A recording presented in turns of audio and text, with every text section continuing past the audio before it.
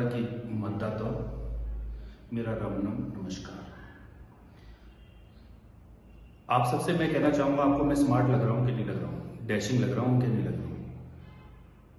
और हर पत्नी के लिए उसका पति सलमान खान होता है, डैशिंग होता है, इसमें कौन सी अनोखी बात है। मेरे भी बाल उड़ गए, उसके भी बाल उड़ गए, तो बाल उड़ना मेहनत का प्रमाण नहीं है।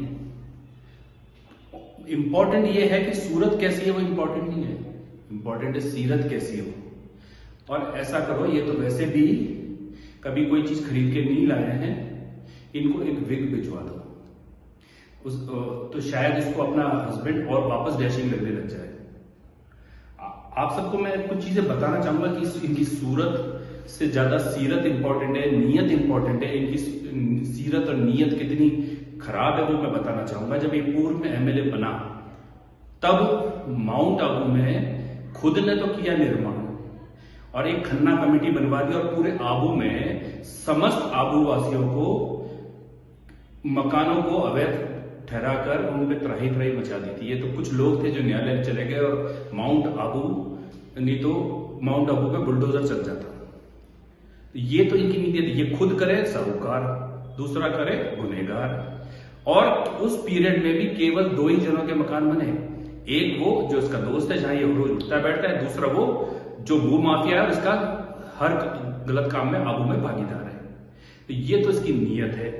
अब दूसरी बात बताता हूं कि नगर पालिका के चुनाव से पूर्व इसने चिल्ला चिल्ला के मंचों से कहा था कि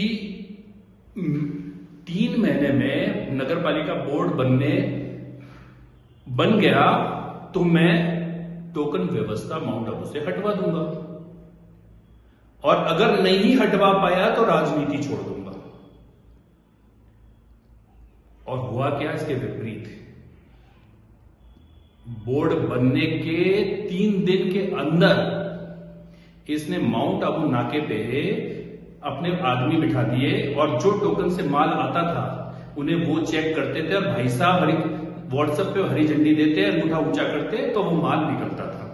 अरे कोई आदमी 1 बोरी सीमेंट ज्यादा ले आया, 1 टाइल की पेटी ज्यादा ले आया, 2 तगारी बजरी ज्यादा ले आया, तो फर्क क्या पड़ रहा था। लेकिन उसमें हमारी टांग ऊंची रखनी थी, हमें दादागिरी मचानी थी और उसमें भ्रष्टाचार करना था।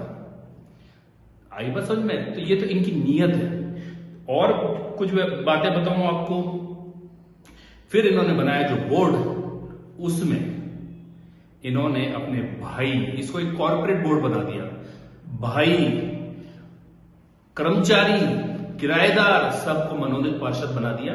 और फिर उन्होंने क्या चालू किया, ठेकेदारों को धमकाना, ये ठेका मेरे आदमी को दिलवाना, नहीं तो और तू इसमें ठेका नहीं डालेगा।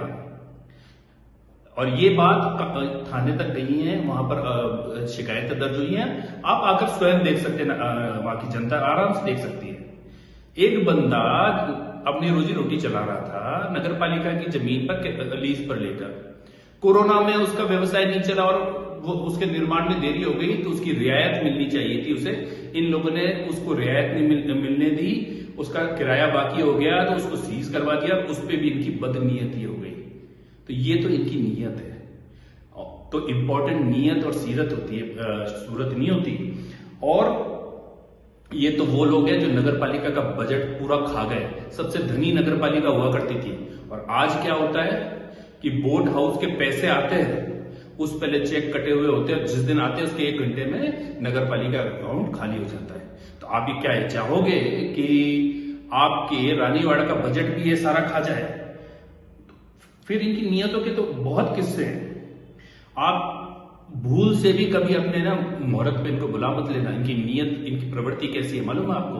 हम किसी की मुहूर्त में जाते हैं ना, तो हम उसको बोनी करवाते हैं, उसका धंधा अच्छा चले, उसकी बड़ाई करते हैं। अगर आपने कपड़े की दुकान खोली तो ये वहां पर एक साथ 20 जोड़ी ले आएंगे और फिर बोले हमको पैसे देते हैं क्या, तो ऐसी बोनी करवाएंगे। और भूल से कभी ज्वेलरी की दुकान पे बुला लिया तो सोचो क्या होगा। तो भूल से बुला मत लेना कभी। और इनकी एक और प्रवृत्ति है, जिनसे इनके संबंध अच्छे आप उनसे संबंध रखो, जिनसे इनके संबंध खराब आप संबंध नहीं रख सकते। भाई ये कौन निर्णय करने वाले कि है ना हम किससे संबंध रखेंगे किससे नहीं रखेंगे। आप फोनों पे धमकाते हो लोगों को कि इससे रखो उससे नहीं रखो। इनका सबसे सॉफ्ट टारगेट कोई महिला अगर इनके कहने में नहीं है इनके, तो उसके चरित्र हनन कर दो, कीचड़ उछालो, इसका उससे संबंध, इससे उसका उससे संबंध, ये सब चरित्र है। तो मैं आप सबसे यह कहना चाहूंगा, रानीवाड़ा के मतदाताओं, इस बार दशानन रानीवाड़ा साधु के वेश में आया है और आप लोग अपने मन और दिल की लक्ष्मण रेखा पार मत कर लेना। ऐसा ना हो कि आपने दिल से निर्णय ले लिया तो पछताना पड़ेगा। ये आपकी मानसिक शांति का भी हरण करके ले जाएगा। तो आप सबको अगर एक अपराध मुक्त, भ्रष्टाचार मुक्त, जातिवाद मुक्त रानीवाड़ा चाहिए तो इस दशानन की नाभि पे वार करो। 25 तारीख को भाजपा का बटन दबाओ। जय हिंद, जय भारत।